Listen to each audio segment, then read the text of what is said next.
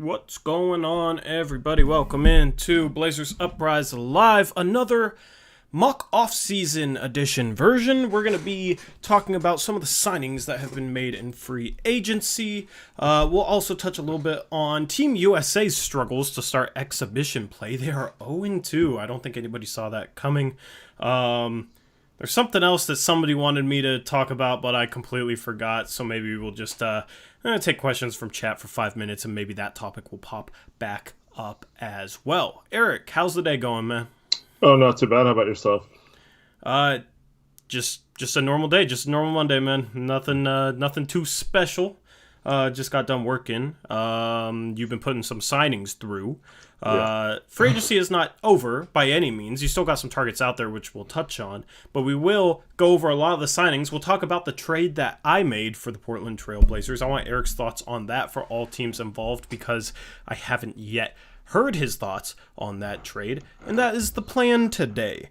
But first off, let's just talk about Team USA. Let's get that out of the way.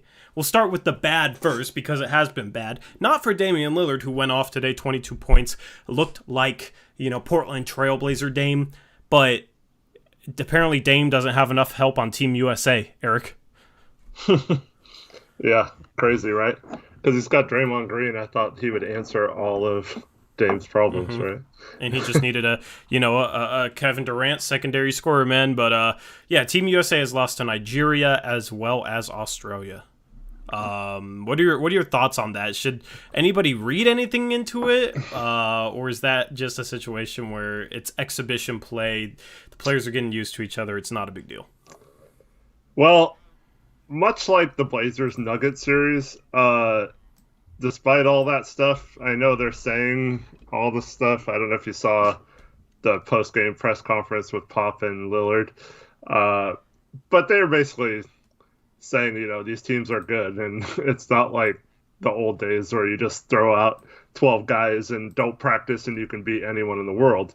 So there is a little bit of that, but at the same time, this roster is too talented to lose, in my opinion, any games, let alone exhibition games. I don't know if it's just they're taking teams lightly or they're pressing a little bit.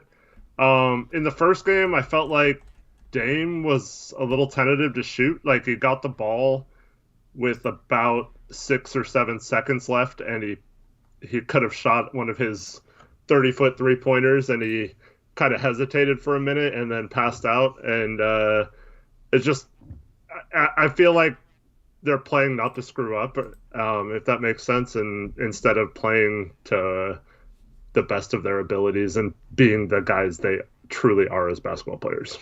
Yeah, I mean, that's definitely part of it. It's also a more physical game, so the defense is better than these players are used to facing, and I don't know, man, they haven't been able to score quite like I imagined, and some of that is because of the defense. Some of that is just because, for whatever reason, a couple of guys are just bad. I mean, Jason Tatum airballed 2 pretty open threes today. That dude was horrible today on both ends of the floor. So they're going to get some more help. I think at this point, you kind of have to look at starting a Chris Middleton once he's into the fold. You need a guy that can catch and shoot threes and play some defense, because that's the thing too, is Team USA has struggled to defend the three-point line through 2 games. Nigeria hit like 23s against them. Australia, I think, shot above 40% from 3 today. Patty Mills went off from 3. Joe Ingles started the game hot from 3. So those are NBA caliber players, but there's no reason Team USA should be struggling this badly to guard the three-point line, and then you have a lot of defensive breakdowns, so they got to clean up that side of the ball. I still think they're going to win the gold medal game. I think they'll figure out how to play with confidence off of each other. Obviously, it's almost a situation where you have so much offensive talent on the roster that it's like guys, if you put Dame out there and all his teammates are struggling, he's just going to say screw it and shoot some step-back contested threes and hit a good portion of them. When he's playing next to a Kevin Durant and Jason Tatum, it's almost like mentally he shouldn't be shooting that shot since they should hypothetically be able to get a good shot every time down with all that talent on the court. So it's almost like a situation where you have so much offensive talent that guys don't play as maybe carefree as they otherwise would when they're out there on the court with like a injured James Harden and no Kyrie Irving, like Kevin Durant against the Milwaukee Bucks, that sort of thing. So I think that could be part of it and something they got to mentally adjust to. Well, you know how you talk every year about Syracuse, no matter what their talent level is, they're a tough out in the tournament, right? And why is that? They have like a worse defense. Team. Yeah, zone defense, right? So the NBA has become largely pick and roll, one-on-one ISO basketball, right? Especially the guys that are on the team this year, like Bradley Beal, Damian Lillard, Durant's like this, right? I mean, Durant's played on teams that haven't been like that, like the Warriors, but we do have Kerr on the staff, but against the zone defense, the pick and roll is so much less effective because the big guy isn't up on the pick. They just have another guy up there, another guard that switches from the top area. So you just, if you get picked, it's the guard next to him comes over and gets the guy off the screen instead of just the big man having to get caught guarding or switching on to a guard one-on-one, like Dame going after Ekpe Udo or someone one-on-one, you know? So he doesn't have to come out in the perimeter at all. He could just stay under the basket. So there's a couple things going on. One is Team USA is just way too one-on-one oriented. You have to have a big in the middle around the free throw line, and you have to run your offense through them to get open shots. You have to have ball movement. You have to find the holes in the zone. You can't just go one-on-one and pick and roll heavy. I feel like that's going to play right into the strengths of the zone defenses. And it's hard to do that when you have such good one-on-one players to just get them to play as a team with, like they mentioned, only 4 practices or whatever it was. It's difficult to do that, but they need to find a way to run some sort of offense through someone getting the ball, whether it's Durant or Green or whoever at the high post, and running action off of that, in my opinion. Yeah. Physical defense, it's harder to go one-on-one against physical defense. It's harder to run pick and roll against more physical defense. And that's why in the playoffs you see the teams that rely so heavily on that falter offensively. The international game isn't called as ticky-tack as the NBA. Guys defend harder and guys are allowed to be more physical. So it's not even necessarily just playing against the zone. I think playing against man, going one-on-one and running pick and roll isn't going to be as easy as guys are used to in the NBA, and that's going to be an adjustment. And they also need to kind of get away from that a little bit and move the ball, because it seems like whenever they move the ball, they were able to generate pretty decent looks. I think there's some guys on this team that haven't shot well yet or shot like they're capable of shooting. Jason Tatum today was a perfect example of that. So yeah, it's sort of just an adjustment phase, and that's why you have these exhibitions, so that you can see what needs to be worked on, what needs to be adjusted, and so they can get tuned up for the Olympics. So it's not encouraging seeing them go 0 for 2. I'm rooting for them, you know what I mean? Like, I figured this was just going to be like, oh, we're going to enjoy watching the Damian Lillard and Kevin Durant, Team USA, just crush everybody. Honestly, right now, it feels like it's up for grabs at this point. So, you know, a little bit more vested interest in this now that it seems like this might actually be a competitive battle for the gold medal in Tokyo. So, but I still think with all the talent, if they're able to figure out some of the areas where they've gone wrong in these first 2 games, I think they'll be fine. Also, I think both Nigeria and Australia played great games by their standards. They're good teams. They got NBA talent on it. You know, Nigeria, you wouldn't think so, but they got a lot of NBA players on that team. But, I mean, they hit 23s and shot the lights out, and I don't know if they'll shoot any better in any game in the Olympics. So it's sort of a situation where Team USA is catching teams that are playing well, and they also have a lot of things to figure out. I also think, so we've talked about this before with Team USA, but I almost think they should play a zone defense too, because they don't have the perimeter defenders to match up one-on-one. If I know their strategy in these first 2 games has basically just been to switch everything and take your chances with whoever is out there, because they're not going to play a lot of teams with like a Jokic where if Lillard gets switched onto him, they're going to abuse him or be able to find a way to exploit that. So I understand why they're doing that, but if a team did that against us, we'd annihilate them, right?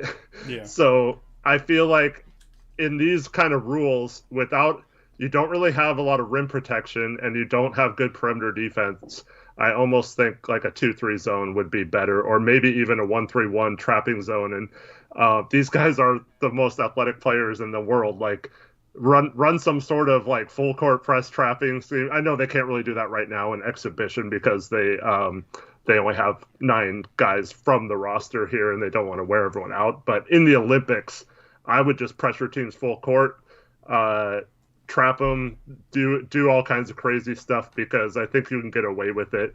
Whereas I think if you just sit back and play a basic man-to-man defense, teams can get hot and make shots over you, or take guys one-on-one and score and get some confidence going, and then you end up in a close game where anything can happen. Yep. Yeah, I think they'll be fine. We'll keep you guys covered as we head into the Olympics on Team USA. You ready to jump into the mock off-season section, Eric? Yeah, so your title has already gotten a few people. I mean, guys. He hasn't even opted into his contract yet. If he got traded, I mean, it's in the thumbnail. Yeah. Okay. Yeah, that's true. Mock off-season here. Mock off-season free agency.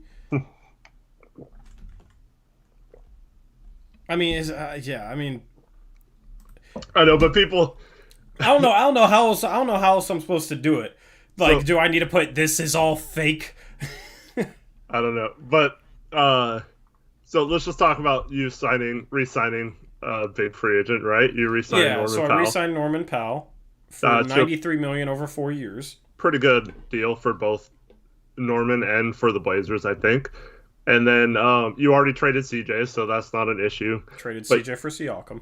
But you have like numerous people on a fake account on Twitter that says Alien Wojnarowski mock offseason or whatever.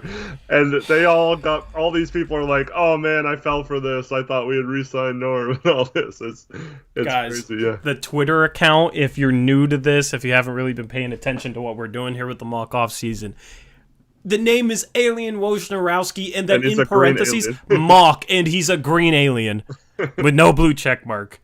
And people are falling for it. So I tweeted out, I'm basically tweeting out all the moves so that if you want to follow along with a lot of stuff that's happening, kind of as if it's, I try and tweet it realistically like how Woj would tweet it.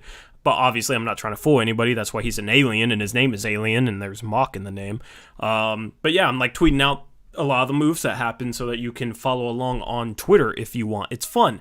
So I tweeted out, where was it at? Where's that banger tweet? Yeah, I tweeted out, the Portland Trailblazers have re-signed guard Norman Powell on a 4-year, $93 million contract, sources tell ESPN, right? That's because I am running the Blazers on mock offseason. I re-signed him. Eric, it has 615 likes right now. Holy crap. Yeah. I don't know if I've ever gotten that many likes on my own account, so... Oh, that's funny. Well, here's the deal. This is the ultimate test, right? Because you have people saying, what a horrible re-signing without trading CJ first, and Olshey sucks, you shouldn't have signed him for that much, and all this stuff. It's like, people are going to hate on Olshey no matter what, like Reese is saying in chat, and it's ridiculous that they're getting fooled by a fake account first of all, and then blaming Olshey for not trading CJ when in this mock-off season you did trade CJ, and it's just really funny. It's just ridiculous, man. I mean, free agency doesn't start till August. Teams cannot even talk to free agents until August, okay? So, I mean, people are just outing themselves as not paying enough attention, not paying enough attention to this Twitter account, and then not paying enough attention to how the NBA works. But it's like the same people who will criticize Olshey when they don't even realize, you can't sign free agents until after the season is over. The finals are still going on, Eric. You can't, like, if there's a free agent on a team in the finals, are they going to go sign with somebody else in the middle of the finals? No, free agency doesn't start in the finals. So these people are kind of outing themselves. It's just foolish, man. And the fact that it got over 600 likes is absolutely absurd to me. Technically, this would be like 11 days into normal free agency, but the finals are still going on. Yeah, I know. But yeah, so Derrick Jones, technically, I think he has until the 29th or 30th, if I'm not mistaken, to make that decision to opt in or out. Yeah. Or sometime within the next 2 to 3 weeks. Yeah, the draft is until the 28th, and we've already obviously done all that. Free agency starts August 2nd this year, for anyone wondering. But yeah, it's just it's hilarious that your best tweet ever is from a fake Twitter. Oh, it's ridiculous, man. It's ridiculous. But yeah, so I did resign Norman Powell. Also, I pulled off a trade, and I'm gonna put it up on the screen here. I was actually pretty surprised at the lack of teams inquiring about Powell. It was pretty much, there was one team that showed that put in a decent offer, but other than that, he really got no traction in free agency. I don't know if people just assumed he was going to go back to Portland, or if some teams with cap space made a huge mistake by not trying to bump that up and getting him. Yeah. That's part of it. New York. But yeah, I don't know. But yeah, good signing there. Good signing. I mean, I think it's a decent price point. I'll overpay a little bit to make sure I keep him instead of potentially losing him for nothing. Yeah, the thing is, like, I'd rather do that. Overpay. I don't know. Yeah, I think he's kind of worth that contract. You look at what Joe Harris got. I would take Norman Powell over Joe Harris in a number of areas. The only area I take Joe Harris over him is 3-point shooting, and Norman Powell shot 41% last year or something like that. So I want to talk about this trade that I pulled off. I traded Derrick Jones Jr., and I gave Minnesota the right to swap 2024 first, but it's top 8 protected, so if my pick's in the top 8, they can't swap. I trade Derrick Jones Jr. for Naz Reid and DeAndre Jordan. So I want to explain how this deal went down, because we're working on this for multiple days. Washington had DeAndre Jordan's contract, which was around $10 million for 2 years.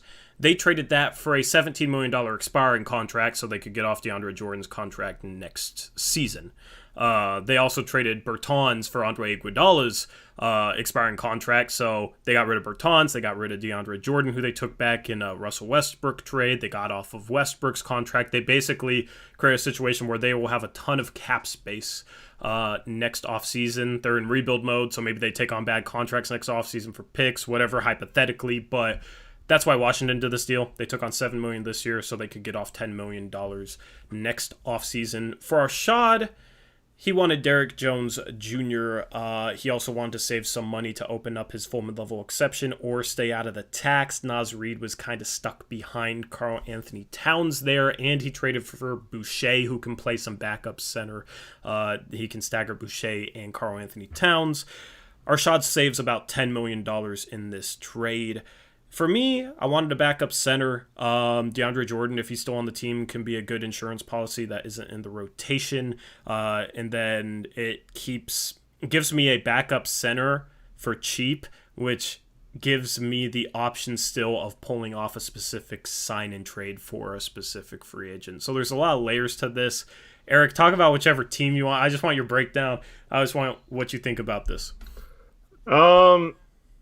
Wizards, they're fine. Like you said, they're just trying to maximize cap space a year from now. They struck out on Lonzo Ball early in free agency in this mock. Otherwise, they might not have done a trade like this. But yeah, so I think that's fine. I mean, trading a bigger contract for multiple years, or a smaller contract for multiple years for a bigger contract for 1 year is a good move in my opinion. And then Minnesota, yeah, I'm fine with it. I mean, they got Derrick Jones and they get maybe a potential swap. I doubt it conveys, but yeah, for the Blazers, I know you like Nas Reed.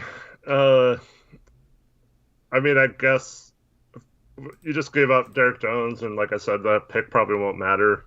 Um, I don't, Mm-hmm.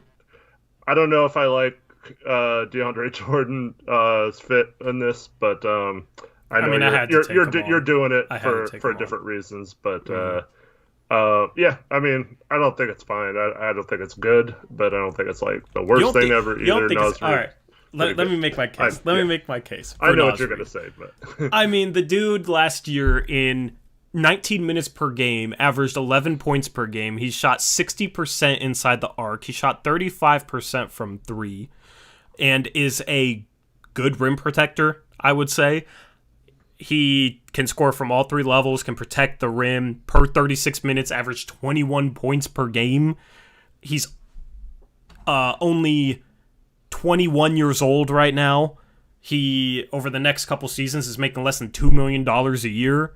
So be able to get him for Derrick Jones Jr. and a pick swap that I don't think will end up being a pick swap, I think is a great move for me. So, um, but apparently I'm higher on Nas Reed than you are. I mean, he's decent. I think some of that is just putting up stats on a bad team or just having the opportunity to play, whereas is going to be more of a role player on your squad. But yeah, like you said, great contract if he turns out to be anywhere near that for Portland. I think he's better than Derrick Jones Jr. though. I mean, he can shoot. I don't think there's questions about that. Hmm. He can hit the three. He can protect the rim. He can finish.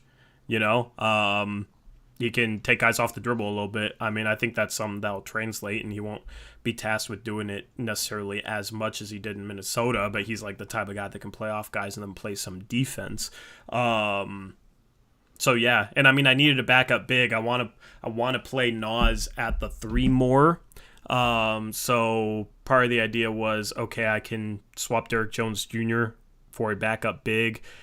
I think Nas Reed fits next to any power forward out there, so I could go out and get a Hmm. power forward that maybe doesn't have the best outside shot and be fine. Yeah. And it's a young piece moving forward that I think has the potential, if Nurkic continues to have, injury issues or something like that. I mean, if he's able to kind of maintain that production he had last year in Minnesota and maybe even build off it, I mean, he's only 21 years old, so he should continue to get better. He could be a guy that could step up and be a starting center, kind of replace some of that rim protection, and then offensively be a floor spacer and be a really good offensive big as well. Hmm. So, but I thought this was a pretty fair team, a pretty fair trade for all teams involved, which is really hard to find in our mock off season. I like Derrick Jones Jr. in Minnesota because they have two shooting bigs with Boucher and Karl Anthony Towns. And they kind of needed additional defense. Karl Anthony Towns had a playmaking bump last year, so Derrick Jones Jr. off as a cutter off of them, I think makes a lot of sense. I love getting this trade put together. We worked on it for a few days. We're talking to other teams potentially. Phoenix didn't want DeAndre Jordan because Chris Paul hates him. That was another part of the deal that I tried making happen. But yeah, so this was a fun trade. I like Nas Reed and his fit on this team. Yep. What do y'all think, chat? Let me know what you think of that move. Anyway, that's enough Blazers talk. I haven't done anything else. Let's talk about... Where should we start here? Let's just start in the free agent signings. I don't have them, I haven't snipped them to put them up on the screen, but they're a lot easier to read off than the trades. Nick Batum, 3-year. No, we got to start earlier than that. Where did we leave off? Let me find that. We only really did a few on. Yeah. Terrence Davis. Okay, let's start at Terrence Davis. Terrence Davis, 3-year deal, $6 million a year to Denver. Reese with the Kings declined to match that offer sheet, so Terrence Davis, $6 million a year for 3 years in Denver. What do you think about that? Terrence Davis, I don't like that signing at all. But besides the fact that I know he got off on it, but yeah, the legal troubles, I would never give a contract to him probably with that recent of a issue. And then also, yeah, I just don't. I think in the Nuggets position, they could have gotten a lot better player for the mid-level exception to help them win now versus Terrence Yeah, Davis. I don't hate it. I mean, he's still young. He's barely Mm-hmm. 24. Shot 30 is a 38% career shooter from three over his two Yeah. seasons. I think he's an okay defender. So I feel like he could have gotten somebody better than that. So I don't like it, but I don't necessarily hate it. I feel like he might be a guy that can play off of a Jokic well or a Jamal Murray well when they get him back. So, yeah, but that's not taking account into the character issues Yeah. into the equation. So obviously that'll make this worse for sure. But I mean, we don't know. I mean, I haven't been looked enough into that. So he was good in Toronto, messed up, and then uh, he wasn't playing well last year, and then he came on, like Jackson says, towards the end of the season. So maybe he's back to focusing on basketball or whatever, and maybe that'll turn out to be a good signing.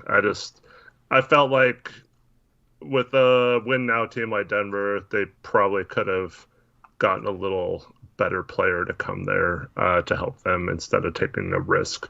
But I don't mind risks, I guess, just not on those type of guys.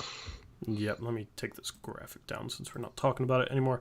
The next signing was the next notable signing was the Celtics re-signing Evan Fournier for a, get this, 3-year, $81 million a year. That's, or $81 million a year, not a year. 3 years, $81 million total. That's $27 million a year for 3 years for Evan Fournier to re-sign for Boston. Definitely an overpay. Eric, what are your thoughts on that one?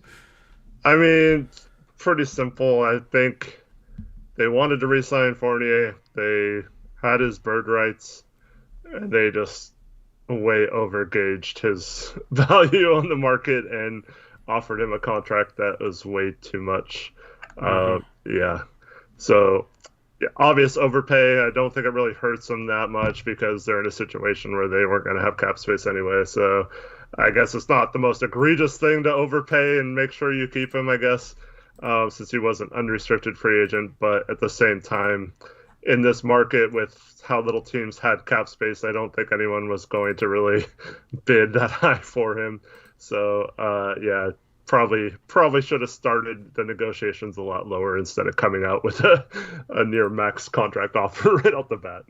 Yeah, I agree with that as well. The next one was a blockbuster. No, that's two from now. The next one, GK with the Rockets gave Jared Vanderbilt a 4-year, $30 million offer sheet. That's about $7.5 million per year. Arshad with the Timberwolves matched that offer sheet. What are your thoughts on that? Yeah, I see why Houston went after him. He's a Houston guy. GK wanted him. But it's all Houston guys, man. But yeah, it's a little interesting that Minnesota matched that, considering the trade for Bichet. But then when they traded Naz Reid, it made a little more sense at the time. They still had him. So yeah, I mean, I don't think this is as an overpay. I think he probably would have gotten a little less than this had he not been a restricted free agent. So maybe a little more than his value, but overall, once again, not like a huge overpay or anything. Yeah, I really like Jared Vanderbilt defensively. I feel like he's one of those few guys that can guard 5 positions in the league.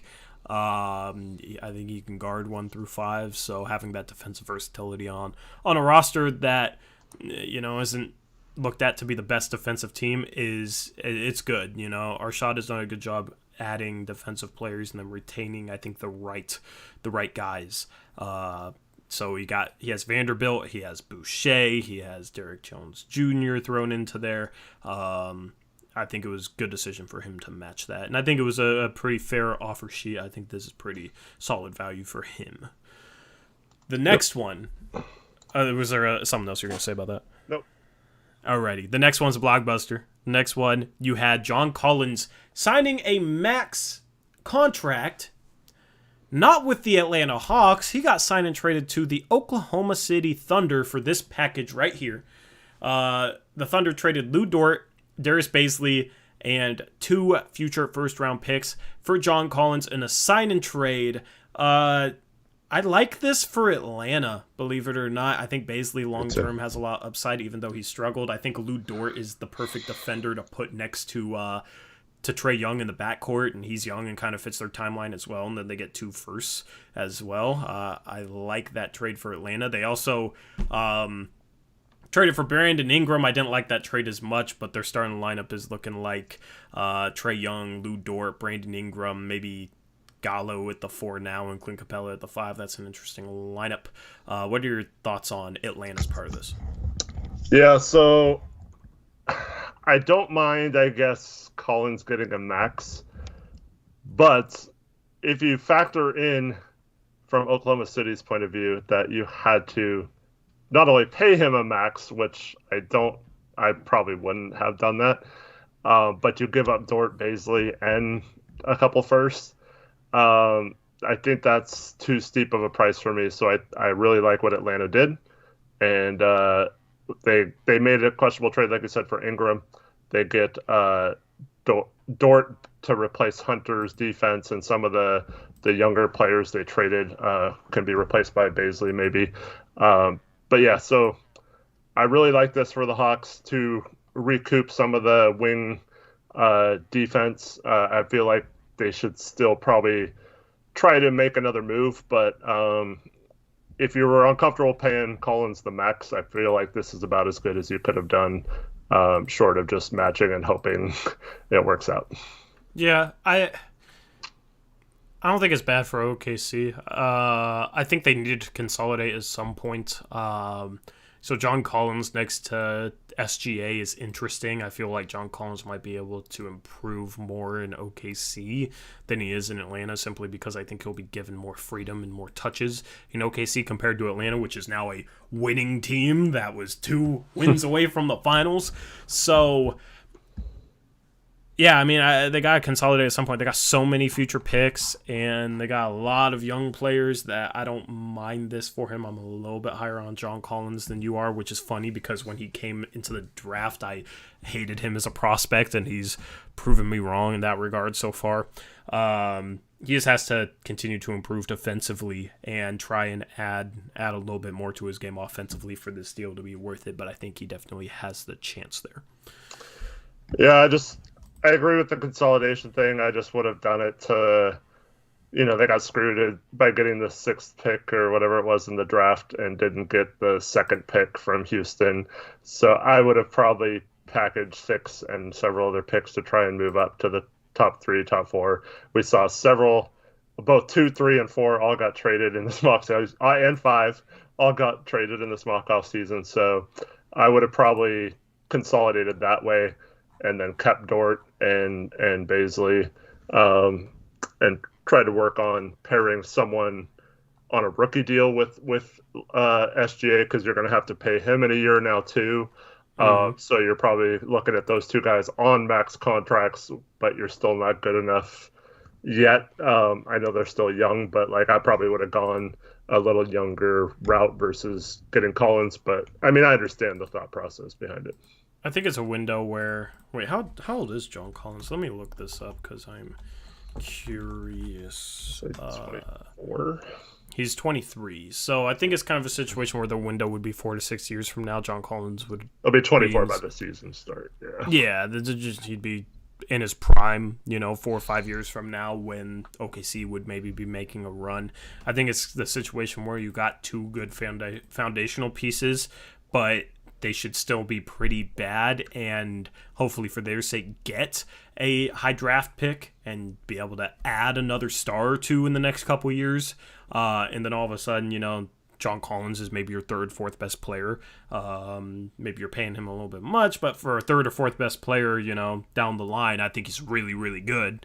So it's a situation where, especially with all their picks, they should be able to add the star power they need in the next 2 to 3 years, and then their kind of window is 4 to 6 years from now when John Collins would be in his prime. So timeline-wise, I think it makes enough sense. He's kind of close to the same age as SGA, who I think is 22.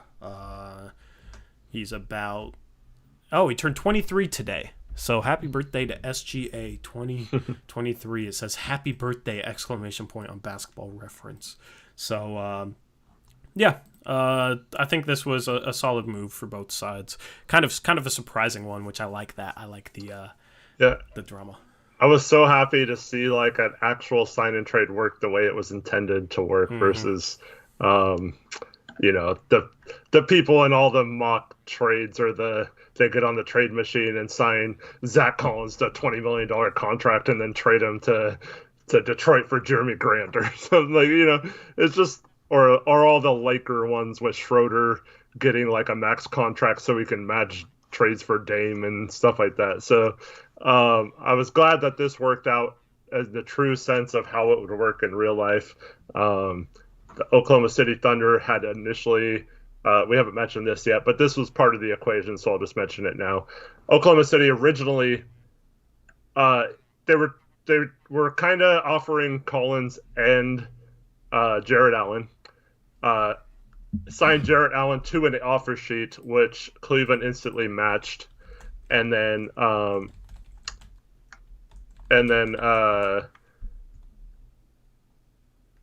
Alvaro in Oklahoma City turned his attention to John Collins and got that deal done. But he knew that Atlanta would probably match that if he just offered it or signed him to an offer sheet, and then he would lose out on both. So that is part of the process of overpaying too, is that he had to think of a way to do it where Atlanta wouldn't match him or he would lose out on both of his targets. Yeah. Yep. Let's move on to the next. There's two signings. One just happened earlier today. One happened a couple days ago, but they're both by the Spurs. All right, so the Spurs are not bringing back DeMar DeRozan. Instead, they give a 2-year, $30 million deal. Second year is a team option, but $15 million a year for 2 years to Otto Porter Jr. And then they gave Kyle Lowry 2 years, $20 million a year, second-year player option. They also tried to sign Lauri Markkanen to a 3-year, $60 million offer sheet, but the Chicago Bulls matched that. So the Spurs, they're losing DeRozan. They're bringing in Kyle Lowry and Otto Porter Jr. They traded Derrick White. I don't really know. Ash is in here. So, Ash, what is your projected starting lineup next year? What's the plan here for you? Because I don't know. What are your thoughts on Otto Porter Jr. and Kyle Lowry and letting DeMar DeRozan walk, Eric? I'm fine with them letting DeRozan walk.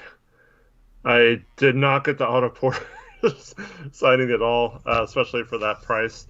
Otto Porter Jr. is someone that we've really liked in the past, still would possibly like, but I think his market is more like tax mid-level exception type coming off the few seasons he's had recently. So to the fact that he got offered $15 million, I think that was a big mistake by San Antonio. Not only doing that, but then also having to renounce the rights to DeRozan to do it.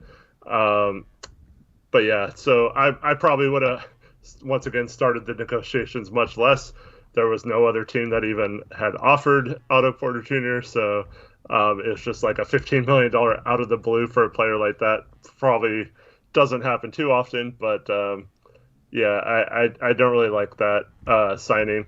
I did, however, if you're going to do that, follow it up with a good value signing, which Lowry wasn't receiving very good offers, had to take the best available at this point because as we move further, teams are going to run out of money. He can't go back to Toronto because they had to renounce his rights. So I felt like that was a good value because if he's trying to make the playoffs, Lowry can help him do that. If they don't, if it doesn't work out or Lowry's just not helping or whatever, he's still a good trade piece at $20 million. So he can move him to a contender later on that didn't have cap space right now and wasn't able to sign Lowry. So that was a good move in my opinion. I just didn't like the Otto Porter one. Yeah, I feel like Otto Porter might be tradable though, but I feel like $10 million he could have easily had him, so it was definitely an overpay. Just seems like he's going to get a pick between 10 and 14, and I don't know. I feel like he should have maybe done a little bit more to try and be a playoff team, or gotten worse and been a team that could have gotten a pick near the top of the draft. Instead, he's kind of stuck in between that. That's the only part of this I'm not a big fan of.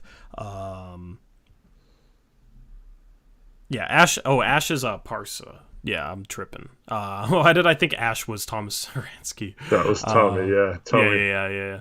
Thomas Saransky is in here as well, though.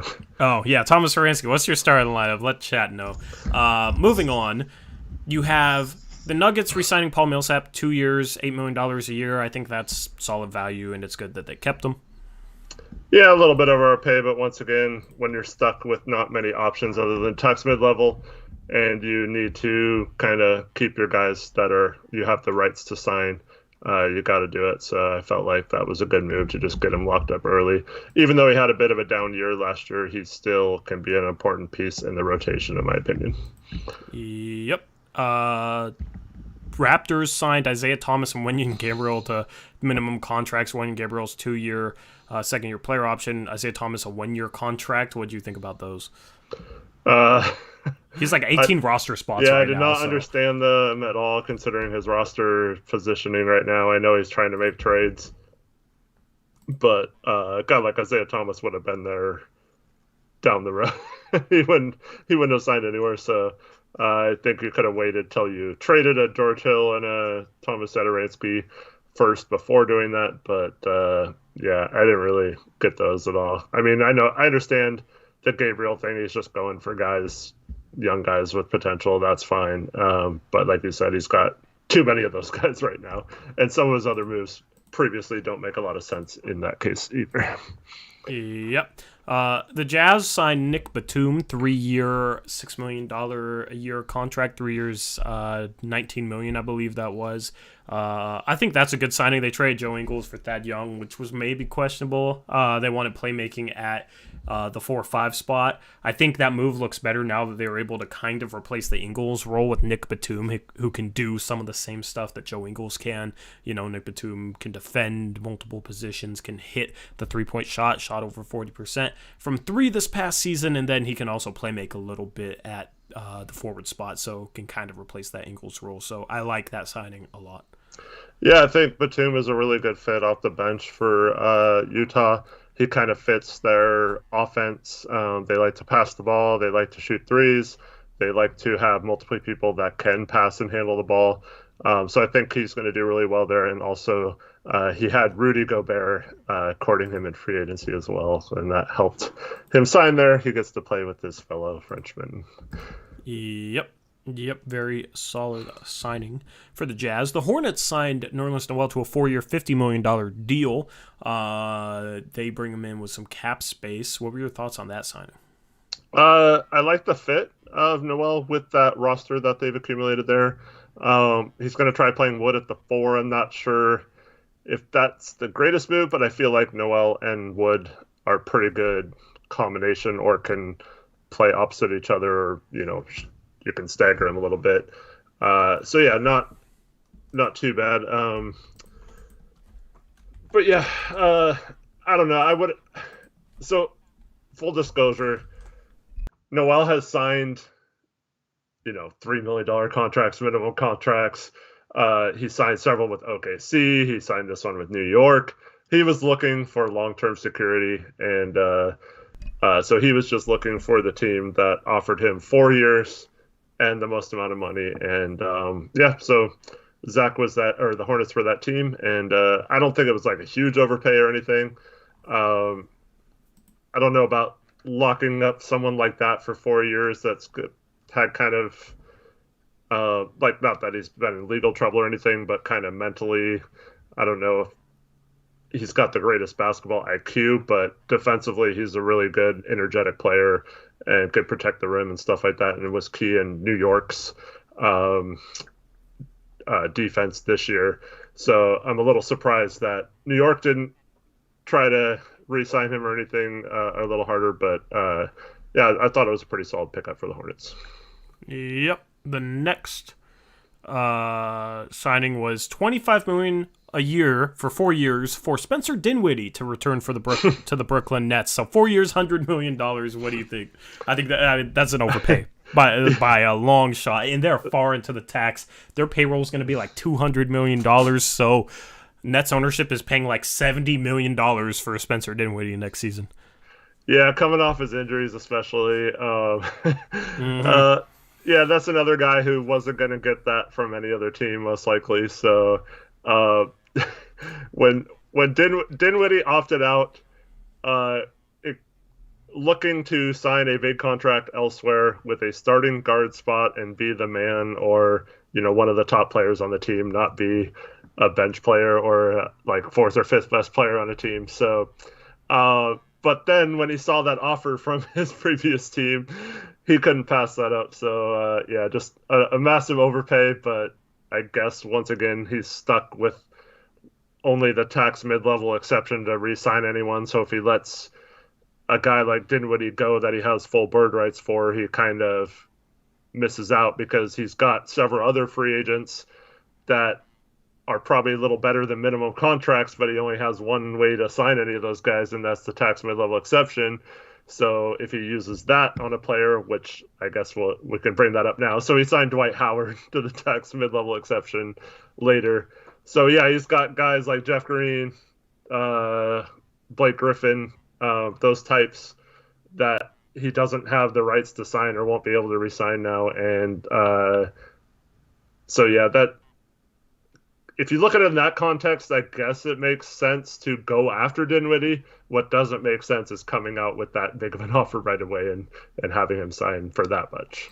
Yep. Especially you look at all the guards that were left that have gotten better deals. I don't think there was going to be a market close to that for Spencer Dinwiddie. I think you could have had him for about $15 million a year and not 25. Other than that, let's see what else we got. Alec Burks to the Mavericks for 3 years, $9 million a year, $27 million total. Replaces the Tim Hardaway role. Thoughts on that? In a vacuum, I like Burks and I like his fit on the Mavericks.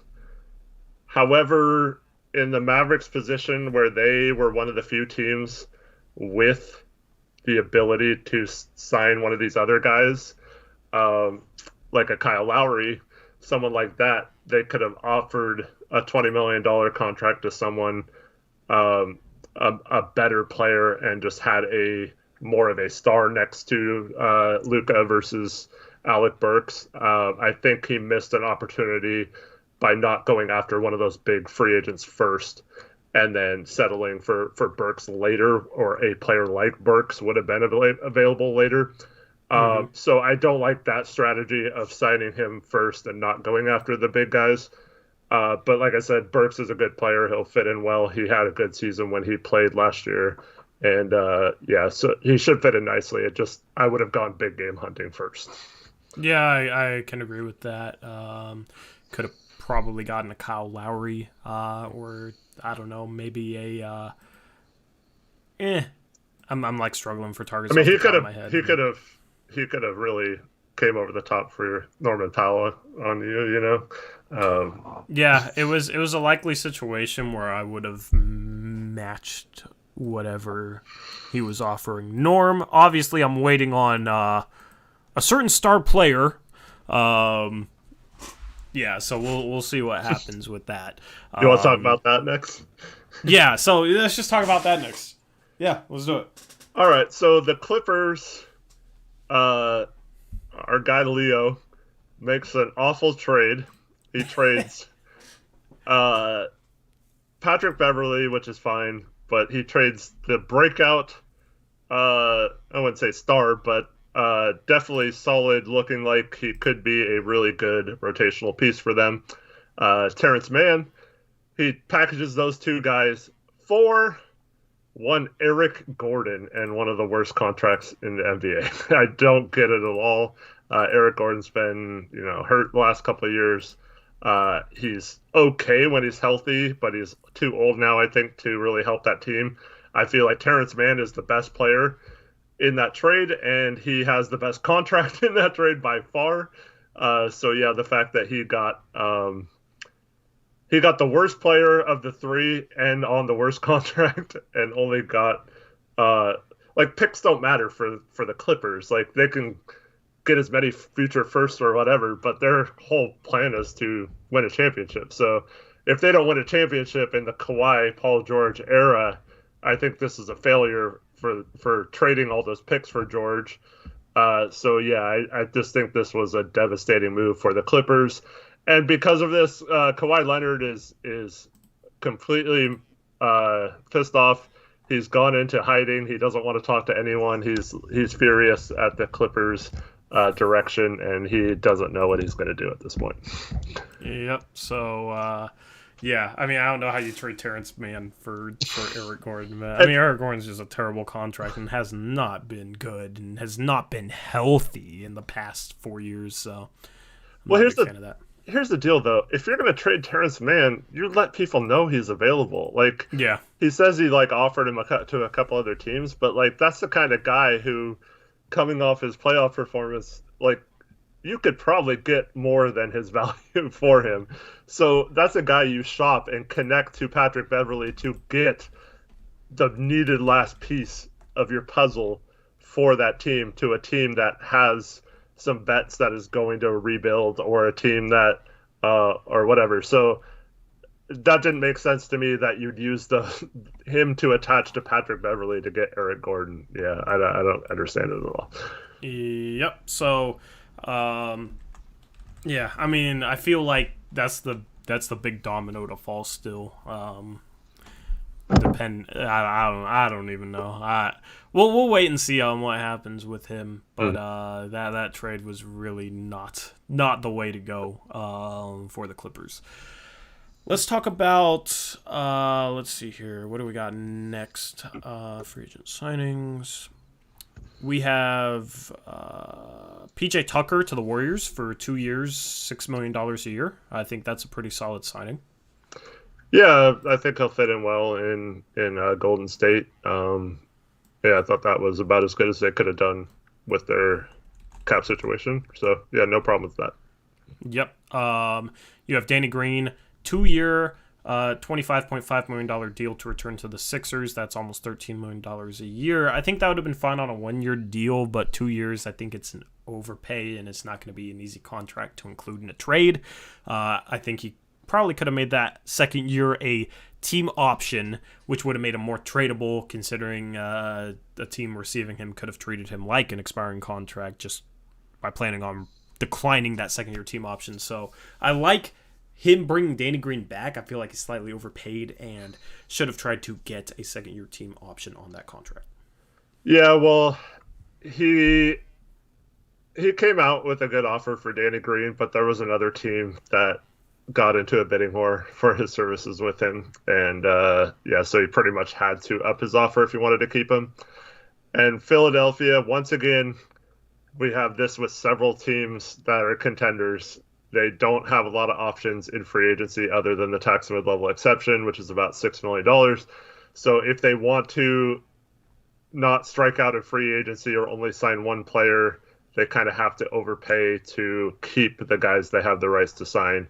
So he had to kind of overpay if he wanted to keep Green versus losing him and then not having the money to replace him in free agency. Yep. Yeah, I mean, I get that. I just feel like you got enough good wings that could have played his role for maybe a minimum contract that he could have maybe gone out and gotten instead of being pushed into that price tag for 2 years. I think that's an okay move though. Maybe not bad. Just Chris has done a decent job, and I was surprised to see that deal right there. But yeah, so next trade or next signing, Bulls, Hassan Whiteside, minimum contract. I think Malcolm just did this so I could have some fun talking to him back and forth. Yeah, I mean he needed a backup center, so he went out and got him. Not a bad move. I mean, Hassan on the minimum. Yeah, you can't really be too mad about that. Yeah. Then you have Let's see here. David Nwaba, minimum contract to the Heat. You have Bielitsa re-signing with the Heat for $6.7 million. Trevor Ariza, 1-year contract, $7.6 million to re-sign with the Heat. And then Stanley Johnson, 2-year, $12 million deal with the Heat. What do you think about any of those moves? I didn't mind the Ariza re-signing. I thought after the year Bielitsa had, he kind of, I don't know if it was age or it looked like he put on some weight or something, but like he just had a horrible year last year. So I probably wouldn't have re-signed him for anything more than maybe a minimum. So I didn't like that one, but I liked Ariza. Nwaba's fine, I guess, for a minimum. Probably could have waited and seen if you could have gotten a ring chaser or whatever better than him, but then also to use, once again, your tax mid-level exception, one of the few avenues a team like the Heat have after inexplicably picking up the team options on Iguodala and Dragic to hamstring their cap situation. To use that on Stanley Johnson, I thought was a huge misstep. Yeah, I'm not a fan of Stanley Johnson there, Eric. Probably could have gotten a minimum for him. Yeah. I mean, there's been some decent players that have signed some minimum contracts and are probably going to end up having to sign some minimum contracts. So $6 million a year for Stanley Johnson.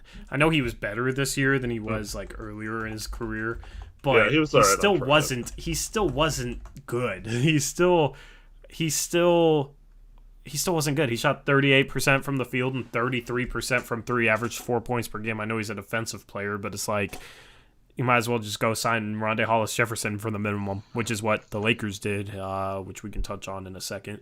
Yeah. Might as well just go sign a player like that for the minimum. I don't really understand that move.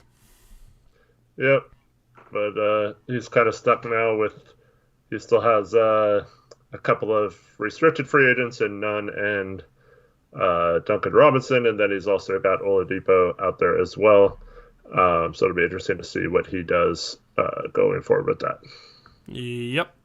Also traded Jimmy Butler for Bradley Beal, so lots of changes there with Eric Olson running Miami. Shabazz Napier, minimum contract to the Bulls. Malcolm's just taken on former Blazers at this point. Connor with the Pacers re-signs T.J. McConnell for 3 years, $25 million. I think that's a decent signing. Maybe slight overpay, but I think there was competition for him, right? Yeah, McConnell had a really good year, so I don't mind a slight overpay. Again, you're in a situation where you don't have a lot of avenues to sign players. Your roster is pretty full. If you really want to keep a guy like that, I don't mind slightly overpaying him. And, you know, when you're talking less than $10 million, it's not too bad of an overpay, in my opinion. Yep.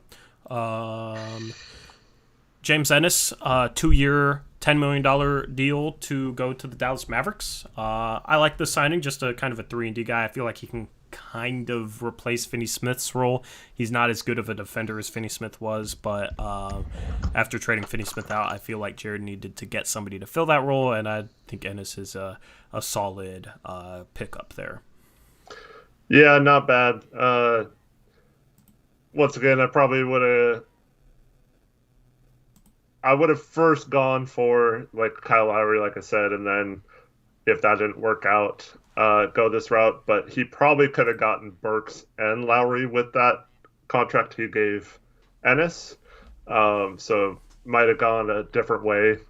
But I mean, yeah, it's not a terrible signing, but I don't know. I think playoff teams, when they have like the room exception or the tax mid-level exception or whatever, I think they need to focus on trying to get a good player, and they're going to be mad when some really good players sign for like $5 million that they could have had instead of that person.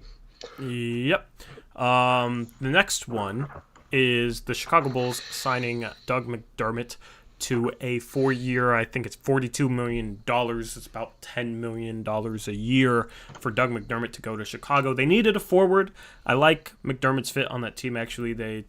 He's a floor spacer. Goes back to Chicago where he started his career. Shot 39% from three last year, over 40% from three the 3 years prior to that. He also shot 64% from two on almost 6 2-point attempts per game. Offensively, McDermott is a a really, really good forward. Defensively, obviously, is not a good defender, but offensively, if he fits what that team needs, is just kind of an off-ball cutter, spot-up shooter, and whatnot. Yeah, I didn't mind the signing. I think it's a little bit of an overpay considering last 3 years he's made about $8 million, and he was the same at the beginning of that contract. I probably wouldn't have given him 4 years. Probably would have looked to do like 2 years or something. But yeah, not terrible, but probably would have gone for a I don't know, a little better overall player first, and then find a shooter later. Yeah. Harry Giles to the Knicks, 2 years, $9 million. I feel like it's a little bit of an overpay for Zacho, but he has some cap space to spend, and I still believe in Harry Giles' talent, so I don't really have much of an issue with this signing.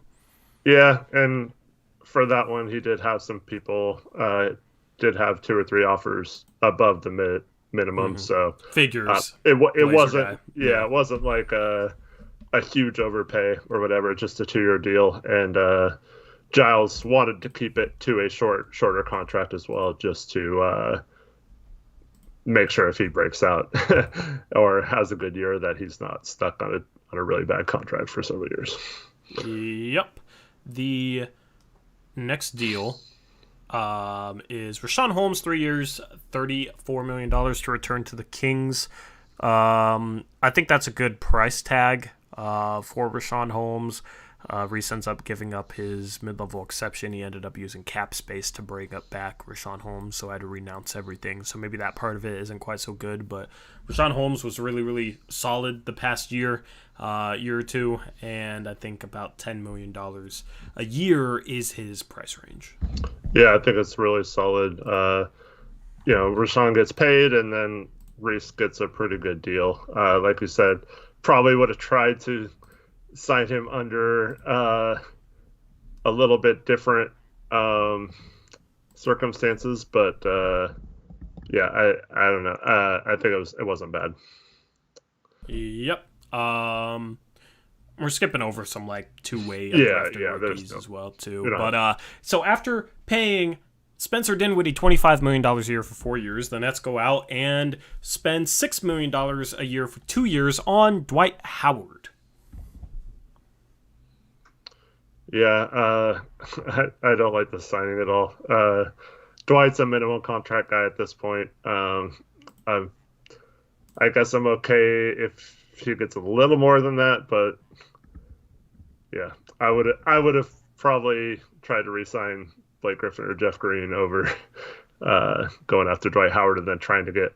You probably could have gotten a backup center on the free agent market for a lot cheaper.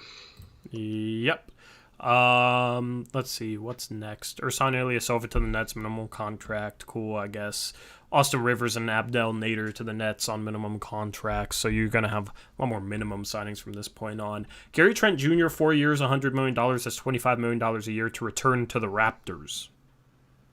Paid more for Gary Trent Jr. than I did for Norman Powell.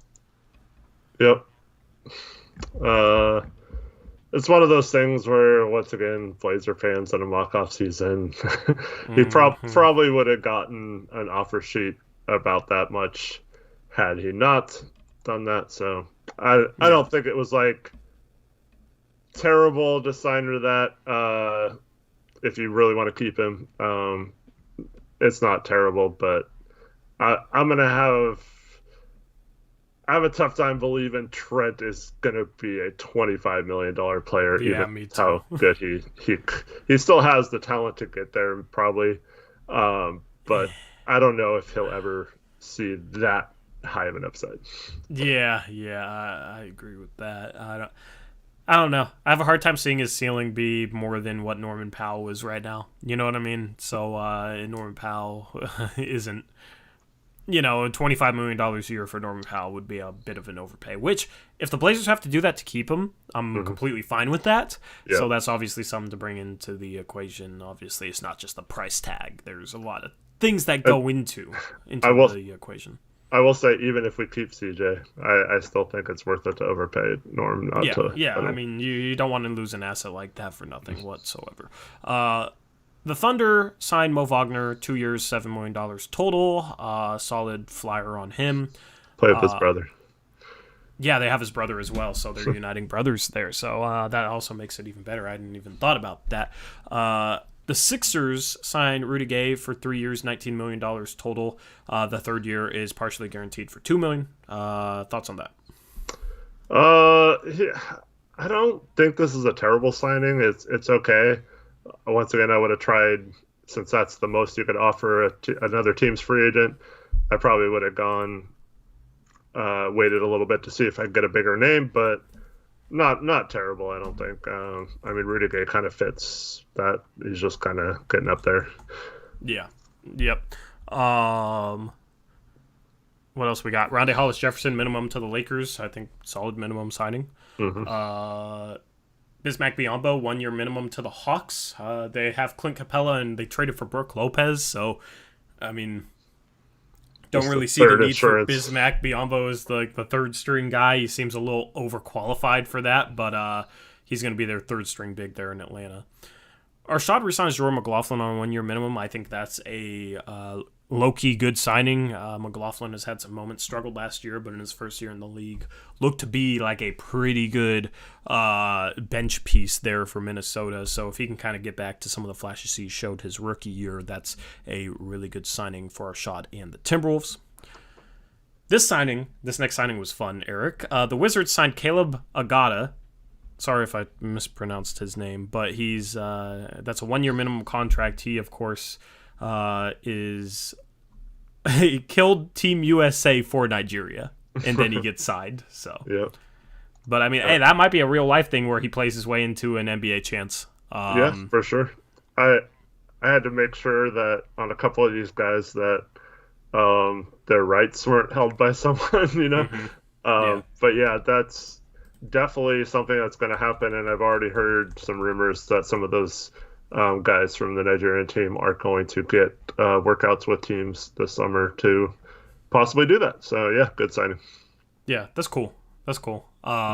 He's played at the University of Ottawa, so played college basketball in Canada. So that's a cool story that guys are able to kind of play their way into maybe an NBA chance through the Olympics. So And there's something about, like, it's cool to see a guy like that who's probably hardly ever played against NBA type guys, and then to do it against an Olympic USA team and just put on a show like that against some of the better players in the league. That's a real fun story. Yep, agreed. So it's going to be fun to watch the international signing scene this offseason. Of course, I signed an international guy in Nikola Kalinic, so we'll see what guys get brought over.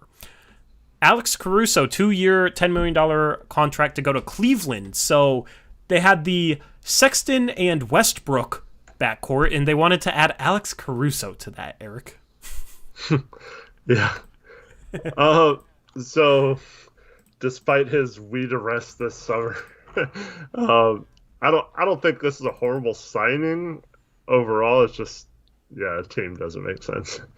Yeah, they signed Zach Collins earlier this mock-off season. They traded for Russell Westbrook, traded out Darius Garland, drafted Scotty Barnes, Corey Kispert, Keon Johnson. It's a very interesting team, I guess. I guess their starting line is going to be Westbrook, Sexton, Isaac Okoro, Larry Nance, and Jared Allen. They're going to have a bunch of young, unproven guys off the bench. And Caruso and Collins. Yeah, they signed Willie Hernan Gomez to a minimum contract, so interesting situation there in Cleveland. But I just thought it was funny that Caruso got added to Westbrook and Sexton. So, fun backcourt there, I guess. Isaiah Roby, 1 year minimum. Oh, go ahead. Well, real quick, Caruso, that secretly low-key will hurt the Lakers by not offering him a contract. He was really good. One of their better guard defenders, so to lose that, it will hurt them, I think. Yep, agreed. Isaiah Roby, 1-year minimum to the Wizards. I don't think the Thunder and Alvaro should have let him go. I think that's a great pickup for a rebuilding Wizards team. I agree. Yeah, good young player there with Isaiah Roby. The Clippers re-signed Reggie Jackson, 4 years, $43 million. This, I think, is a solid contract considering how well Reggie Jackson has played. Maybe it's a little bit long, but there was a bidding war for him. I know Dallas was interested in him. They ended up settling on a different point guard that we'll touch on here in a little bit. But Reggie Jackson, I think Reggie Jackson would be the perfect fit for Dallas. I think his fit there is phenomenal. But he goes back to the Clippers. He shot over 40% from 3 this past year, is a solid defender, 6'3", but has like a 7-foot wingspan. Can play make as well as play off the ball. He is one of the more, I don't know if he's underrated anymore after how well he played in the playoffs, but he's one of the more low-key, like really good free agent targets. Yeah, and the Clippers only have his early bird rights, so he got the max they could offer him. So I think that was pretty fair from both sides. It's kind of scary giving a guy like that a long-term deal because we saw when he got the big contract from Detroit, it seemed like he kind of fell off or didn't try as hard or whatever. One of those guys who, once they got paid. So the last couple of years he's on, he gets bought out 2 years ago and then goes to Clippers at the end of the season, and then last year is playing on a minimum deal. So I think that's why his market value wasn't higher coming off that playoff performance, just because teams are a little scared about overall whether you can count on him long term or not. Yeah, which makes sense. Yeah. Patrick Patterson also re-signs with the Clippers, 1-year minimum. Solid, like 13th, 14th man there for Patrick Patterson. Now, this one, Eric, the Spurs. Oh, we already talked about that one. That was the Kyle Lowry, 2 years, $20 million a year to the Spurs. The Sixers signed Yuta Watanabe, 1-year minimum contract. The Lakers re-signed Dennis Schroeder for 3 years, $60 million. That's 3 years, $20 million a year. That's less than Dennis Schroeder is asking for in real life. He thinks he deserves to be paid like 4 years, $100 million. Yeah. So it turned out, a 4-year, $84 million contract offer or something a few months ago. Which is $21 million a year. So, like, I'm not high on Dennis Schroeder, so I feel like this is a bit of an overpay. But given everything you're hearing in real life, this would technically be an underpay compared to what Dennis Schroeder apparently wants. And the Lakers, they have a ton of open roster spots, so they need to re-sign a couple of their own guys. So I think it's a solid re-signing for Isaac with the Lakers. Well, just because he's asking for that, there's several guys who ask for that and don't get anywhere close to that. But yeah, Schroeder should have taken that extension. He hurt himself in the playoffs. I think he had like an 0-for game and was not good in that series when they needed him to step up once AD went down. So yeah, I think the funny thing is this. Once again, I don't know how many times I've mentioned this tonight, but the Lakers, another cap-strapped team that can't do anything other than minimum contracts and one player they can give the tax mid-level exception to. So they're kind of stuck keeping a guy like Schroeder, even though I would have tried to move on for him or done something different, or maybe I would hope that another team wanted a sign and trade type scenario. But Schroeder literally had no other offers, so he had to basically take that. Yeah. Tony Snell, 2 years, $12 million deal to re-sign with the Hawks. Solid 50-50, 100 guy, right? Yeah. So, decent role player that can shoot the 3 ball there and doesn't really do much else, to be honest. But might be a little bit of an overpay, but I mean, 50-50, 100, how can you argue with that? Yeah, and well, Hawks, another team that had no cap space, so they had full bird rights on him, so maybe giving him a couple million just to make sure he stays in Atlanta and not sign the tax mid-level somewhere else, I think. Yeah, so kind of a funny story on this one. Trevin offered him Trevin's the Hawks GM. He offered him a 2-year, $6 million deal, so $3 million a season. And Tony Snell responded by, I had a 50-50 100 season, and this is how you repay me for that. Like when you have my bird rights, like this is how little you think of me. And Trevin came back with, "Oh, I'm sorry, that was a typo. That meant to be 2 years, 6 million each year, not total." So, so that's how that deal got done. Yeah, Oh man, phenomenal, Trevin, phenomenal, great yeah. save. So yeah, he went from losing Snell pretty quickly to fixing it. And just for the record, I mean, I knew he was. That's not what happened, but Snell wasn't getting better offers elsewhere, and he wanted to return to Atlanta. So just kind Yep. of funny. Yeah.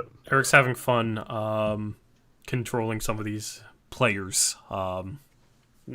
His Hassan Whiteside is the favorite. Is your favorite player to get an offer for? I Well, already know that. it's just so easy with him because he's got so Yep. many quotable things he can say, Hmm. and like it's believable because he says crazy stuff.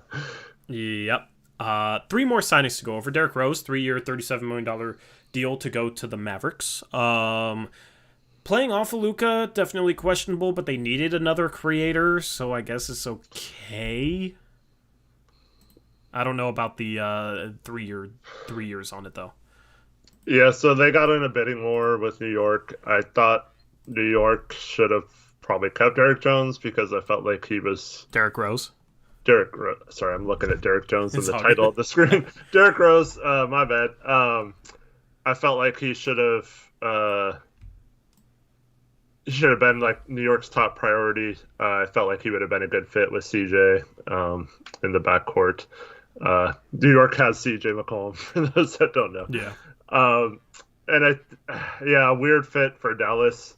Um, I mean, I like the signing overall. Like, I feel like that gives them, like you said, another solid guy who can take over a game or create an offense or whatever. But yeah, kind of a weird fit. I don't know.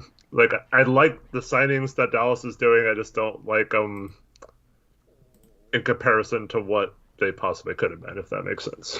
Yeah, that makes a ton of sense. So yeah, I mean, it'll be interesting seeing their lineup at the end of this.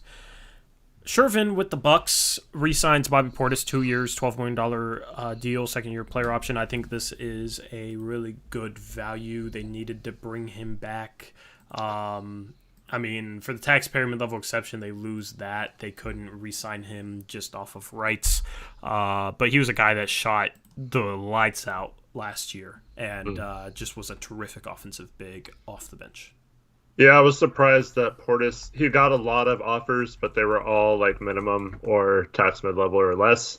Mm-hmm. And because of that, yeah, since Milwaukee, that was pretty much their only target. And they trade Brooke Lopez in this mock off season. So there's a huge hole in terms of bigs on their roster. So Portis gets basically a 1-and-1 deal. If something happens or he gets hurt, he can still pick up that option. If not, he'll have early bird rights with Milwaukee the year after, can opt out and maybe sign a longer term, bigger deal with them, or possibly parlay a lot of playing time next season on a good team to a much bigger contract from another team.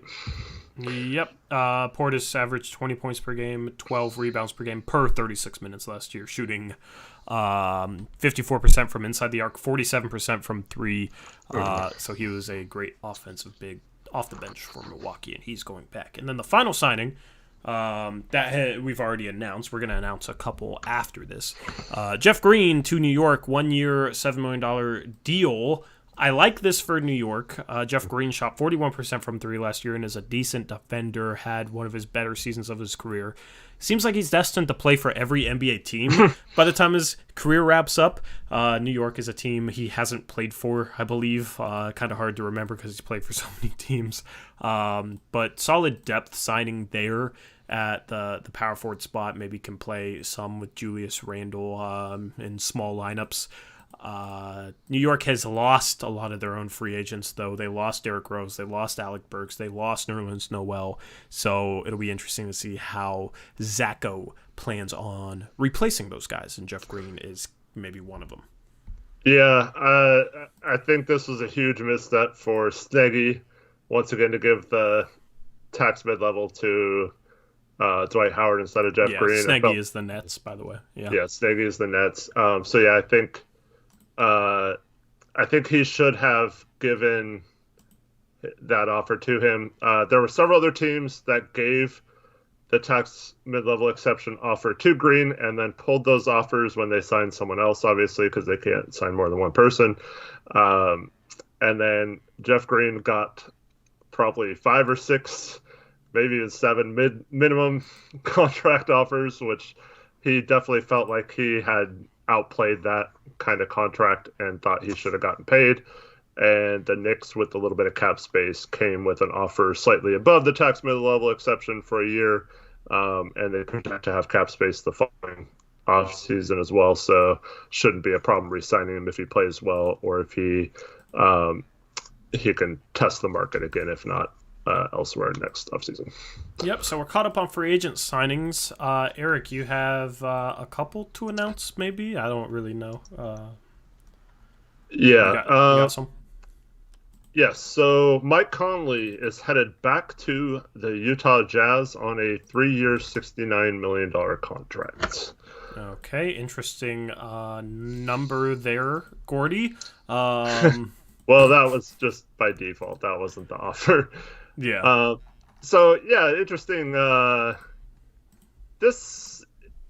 really intrigued by this in the real offseason because Utah has his full bird rights. He's kind of older, injury-prone player, but it would be devastating for them to lose him as well. So, like, how do they approach that will be intriguing to me this offseason because so yeah, they came out with a 3-year, $60 million offer, which, you know, I thought was fair. It wasn't like insulting or anything. And he came back with 3 years, $75 million, and then there was some back and forth for a while, and then they finally settled on starting out with the $25 million and then going down the 8% from there. So I think it worked out well for both parties, and Gordy gets to keep Conley on the team. Yep. Alrighty. What else do you have to announce?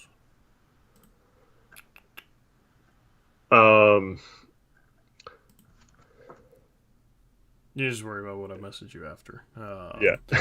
Well, 8%, 25%, 8% of 25 million is 2 million. So it went down perfectly there, but 8% of 23 million is in. Yeah, but don't contracts rise by the same amount? Like, it's based on the raise between year 1 and year 2, and that's how they rise throughout the contract. That's always been my... They can be like that, or they can be... it can be 8% of each year, if that makes sense. Okay. Because for raises, I'm just doing it based off the first year raise. Because that's what I know is with most contracts is they rise by the same amount between each year. I think the actual rule is 8% off each year, so it can go up 8% off the previous year, and then off the next year, if that makes sense. Anyway, what do you got next? Well, hot off the presses, Duncan Robinson has signed an offer sheet with the New York Knicks for 3 years, $45 million. Ooh, wow. What are your thoughts on that offer sheet? Well, so Duncan Robinson is a restricted free agent. I know he had another possible offer sheet from another team that was not too far off of this, but that there was some discussion about a sign and trade, and it didn't work out because the Heat were asking for too much, and they would have matched if that team signed the offer sheet. So it'll be interesting to see what the Heat do here, if that's too much for them to match. But yeah, restricted free agents, you have to kind of overpay, thinking if you really want the player, because if not, the Heat would have likely matched for less than that. Yeah. Yeah, so it's going to be interesting to see what Eric Olson decides to do. I mean, Eric could let us know in here if he wants to match it, but he will have 48 hours to make a decision on whether to match or decline. Interested to see his reaction on that one. All of a sudden, he's gone silent in chat. So, yeah, I mean, Duncan Robinson, I think, is a good fit there in New York for sure. They've developed a good defensive team. Duncan Robinson's improved a lot as a defender. I feel like people think he's a really bad defender, and he's actually like okay, decent. And we know Tibbs can coach defense, and he's a floor spacer there for CJ McCollum and Julius Randle there in New York City. So yeah. Eric Olson said, nope, not a word in here on whether or not he's going to match or decline. So we'll see. We'll see what Eric Olson decides to do with that. We had a team that offered Mitchell Robinson a contract, but he's not a free agent, so. You're not going to out who? No, I won't out this person, but I found it funny. Yeah. Is that $15 million each year for Duncan Robinson there? I haven't gotten the specifics, but most of Zacho's contracts have been a flat rate, so I'm assuming if you want to answer that or if you want to write it out differently, Zacho, just let us know. Yep. Alrighty. Any others? Or That's all I have for official ones. Yeah, there's some other stuff that could possibly be in the works, but... Do you have any rumors on anything? Well, DeMar DeRozan finally has an offer from someone. Good for him. His first one. It's not great, but... Yeah.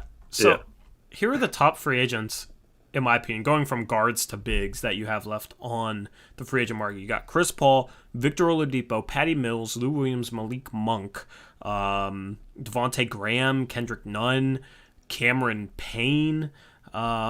Those are just guards. For wings, you got DeMar DeRozan, Tim Hardaway Jr., J.J. Redick, Josh Hart. Bruce Brown Jr. is still a restricted free agent. Taylor Horton-Tucker is still a restricted free agent. You got Hamidou Diallo. For forwards, you got Kawhi still. You got Kelly Oubre. You got Mo Harkless. A lot shallower at forwards. A lot of people have signed forwards. For bigs, you still got Cody Zeller out there. You got Kelly Olynyk. You got Robin Lopez. You got Enes Kanter. You still got Daniel Tice. So you still got Blake Griffin. You still got Andre Drummond. So you still got some talent out there for sure. Yep. All right, I do have one more to announce. Oh boy, what we got? Chris Paul headed back to the Phoenix Suns.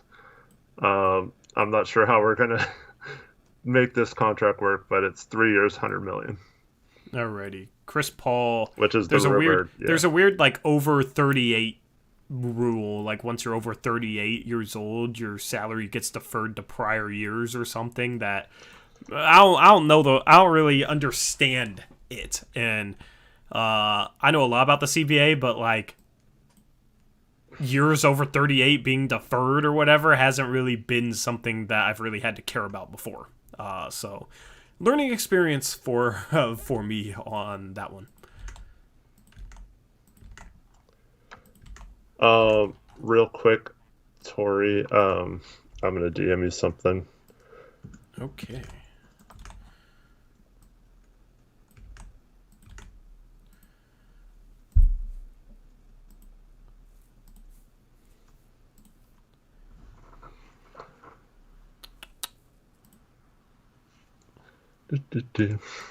Yeah, I just haven't watched it yet. Yeah, I know. So I was gonna wait till next stream. Okay. If Beavis is in here, I haven't watched it yet. I'll watch it and then I'll throw it up on the next stream or whatever. But yeah, Beavis out here paying for shout outs once again. So next stream, we'll upload it after I watch it and make sure Ennis doesn't do something inappropriate. Eric. Well, thank you, Beavis, for doing that again. It's cool of you to do. Yeah, he said he got drunk and did it again. So I don't know if that was in his better judgment, but appreciate it nonetheless. So, yeah.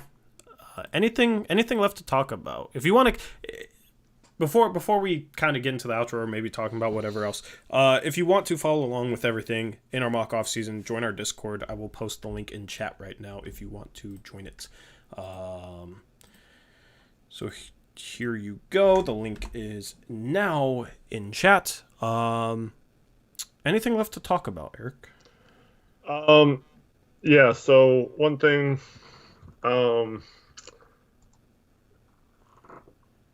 I forgot who brought it up earlier.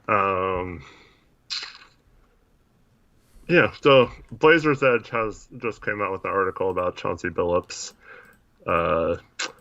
I read through it during the stream, by the way, and I did I'm too. just not even gonna comment on it. Yeah, so from my point of view, they make it sound like it's some sort of earth-shattering new information, but most of the stuff was all stuff that's been talked about or has been knowledge about the situation already. So if you want to read some more details about it, I guess check it out. Here's the thing, and here's what's sad, is it's almost like Blazers Edge at this point would hate it if there was something that like actually cleared Chauncey.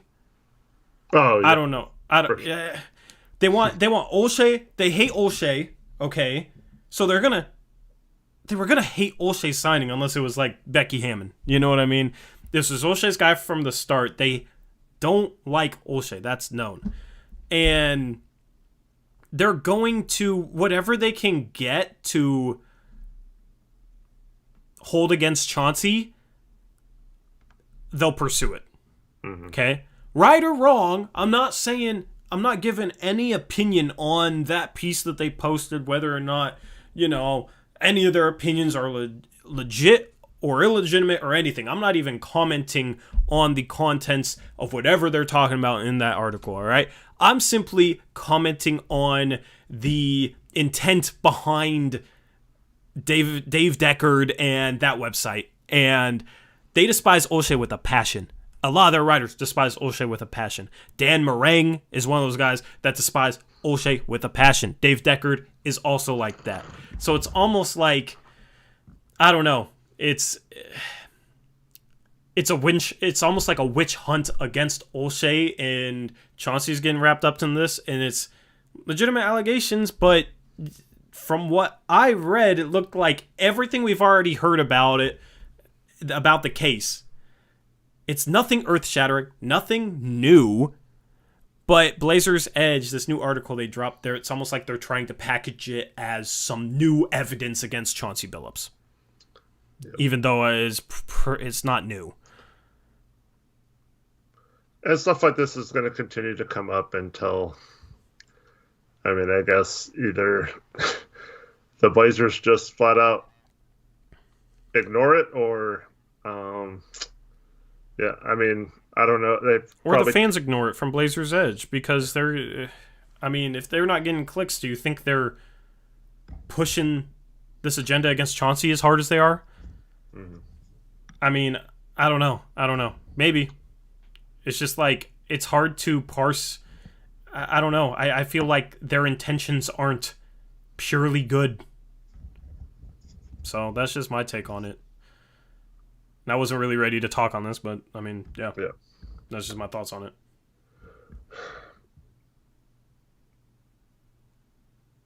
Brooks Rogers signings. What is Brooks Rogers? I don't know. They're talking about the assistant coaches. Oh, yeah. See, I didn't even... I was like, are we talking about Aaron Brooks and Aaron Rodgers here? That's legitimately what I thought. We talked a little bit about it on last stream. You can go to last stream if you want our thoughts on it. Yeah. But we were kind of waiting until like the full coaching staff was released to really like dive deep into that. So, yeah. Anyway, as far as Blazers Edge goes, I ignore them. I've ignored them for years for a reason. Okay? As far as a lot of media members, I ignore them for a reason. I do my own thing. and I cover the Blazers on my own terms. So I have no problem with the.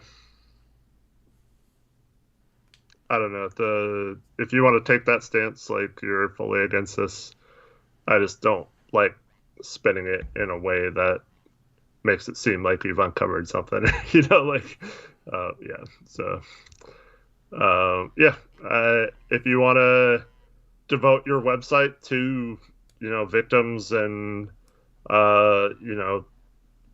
raging on what's transpired with the Blazers, that's totally their right to do so. But like you said, that's also our right to not want to read it or whatever. And this goes back way before.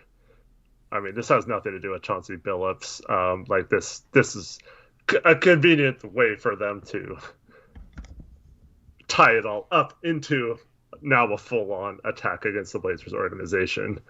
But overall, this has gone on since Aldridge left, basically. For that long, I remember them with stories like this just to rile up the fan base or whatever. Yeah. I mean, well, it's just websites and places are going to do things for clicks and do things for attention because that's income. So you always have to remember that is a part of every sort of media. All right? Shoot, I mean, just except when it comes to me, right? So, I don't know. I try not to sell out. I try not to do anything for clicks or attention. I just try and cover the game as I know best, and I have confidence that will help grow the channel and it'll help gather attention naturally and in the right way. Mm-hmm. So that's why I just try and analyze basketball as best as I can, and give you guys the best viewer experience that I can. So a lot of other places, though, it's Hot Take Central. It's very bold, very big, just in terms of takes on basketball, and Blazers Edge is not going to. I don't know. They're not. I don't know. I mean, I don't even want to say anything on Blazers Edge anymore, man. Yeah. I don't even want to go. I don't even want to go there. For us, let me just. I mean, I know there's 55 people watching. Most of you know this already, but just in case someone's watching this that thinks we're like against Blazers Edge because we're pro rape or whatever, like we don't know what happened. No, I'm just saying, like, we're not against Blazers Edge because they're against Billups for possibly raping someone. We're against not knowing, or like our stance has been we don't know what happened. We can read the police reports. We're not detectives. We're not going to try to pretend we were from a case 24 years ago. So it's hard. I mean, once again, he's a piece of crap if he did do that. He probably doesn't deserve most of this if he didn't. So it's hard for us to be the judge and jury and executioner on this. And so we're just going to take a step back and not be that. And no problem with places that do that or want to be that. Just know that they don't know any more than we know. And so they're just trying to make it fit their narrative or whatever. And so. I just don't want to talk about this every time they publish something. I mean, and my problem with Blazers Edge is they push an agenda, man. It's an anti-OSHA agenda is behind a lot of the stuff they publish. Mm-hmm. And a lot of it's like basketball based, but a lot of their basketball takes are based on coaching doesn't matter, this roster sucks. So it's just their agenda is just what I don't like, and it's wrapped up with so much of their stuff that it's hard to sit here and say, yeah, they're being honest with their journalism and there's no agenda behind it, because I've seen enough articles, I've seen enough pieces of a variety of kinds that you can see the agenda that lies behind a lot of the stuff they post with a lot of their writers. So that's all I'm going to say on it. I don't want to have to talk about this every time they publish something on Chauncey. So this was just a particular gotcha article that I think they think was going to sway everyone's opinion. I don't know if it does. Yeah, I mean, But yeah, let's yeah. move on. Yep. Anything left to talk about? Nope.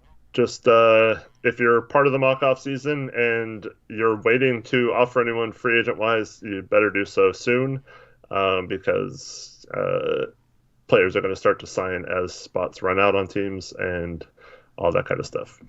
Yep. Other than that, yeah, I posted the Discord link earlier. You can follow us on Twitter at TorreyJonesYT, at HoopsJockFerrick, at BlazersUpResYT for the channel. We'll be back again live on Thursday. We'll talk more finals. We're getting closer to the real offseason, so that'll be fun to cover here in a few weeks. So hopefully you enjoy what we're providing you until then. As always, the off-season stream should be popping. Other than that, that's a wrap for the stream. Thank you guys for tuning in with us. We will see you again on Thursday. Until then, have a good Tuesday. Have a good Wednesday. Until next time, as always,